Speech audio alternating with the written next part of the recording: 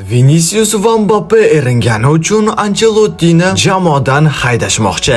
Bu hazil emas. Batafsil gaplashishimizdan oldin bizni kanalimizga obuna bo'lib qo'ying. Chunki faqatgina bizda eng achchiq, eng shirin, eng tezkor va eng qiziqarli yangiliklar. Bilasizlar, Arsenalga mag'lubiyatdan keyin italiyalik murabbiyni faqatgina erinmaganlar yomonlamadi. Lekin o'yindan keyin French Football Weekly juda ham qiziq statistika chiqardi. Unga qaraganda, yaxshilab eshiting. Vinicius va Mbappe nafaqat Chempionlar Ligasi, balkimda butun Yevropada o'yin davomida eng kam harakat qiladigan o'yinchilardan biri ekan. Va bunaqa ma'lumotga ega bo'lganingizdan keyin Arsenal Real Madridga qarshi bo'lgan birinchi o'yinni yana bir bor ko'rishingizni tavsiya qilaman. Chunki aynan shu ikkita ajoyib futbolchilar himoyaga qaytmagani uchun David Alaba va Kamavinga foul qilishga majbur bo'lishgan. Undan keyin nima bo'lganligini siz ham bilasiz. Bu bilan men nima demoqchiman? Bu bilan bechora Ancelotti ularni himoyaga qaytishga majbur qila olmagan bo'lsa, kimning qo'lidan bu narsa